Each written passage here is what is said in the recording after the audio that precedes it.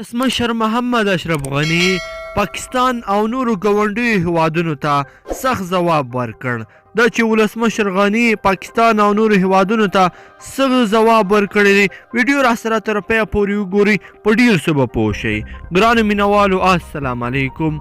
ولسمشر غني په خپلو څرګندونو کې ویلي دي چې نور به ګاونډیان د افغانستان له اوبو څخه وړیا ګټه وانخیستلی شي او نه به هم د اوبو اوږدمهالي تړونونه له چا سره وکړي.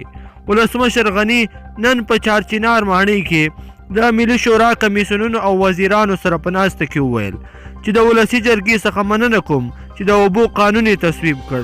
هغه همداراز له هغوی غوښتنه وکړه چې په ملي بودیجه کې دې د اوبو مدیریت د لومړیتوب ورکولو ترڅنګ د قانون هم تصویب کړي.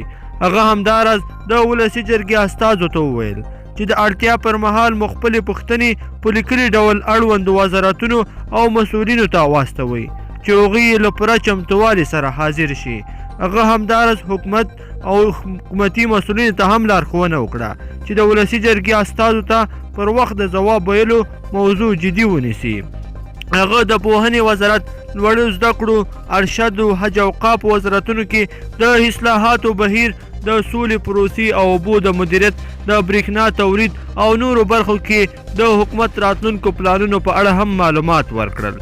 ولسمشر غني د قانونو ترڅنګ د اوبو، لمریزې او بادي برېښنا د تولید ظرفیت ته په اشارې وویل موږ د بادي برېښنا د تولید په موخه کې له زیمنس کمپنۍ سره په مذاکراتو کې یو او په راتلونکي کال کې به افغانستان د برېښنا د تولید، لیږد او مدیریت له لارې پرېمانه عاید ترلاسه کړي.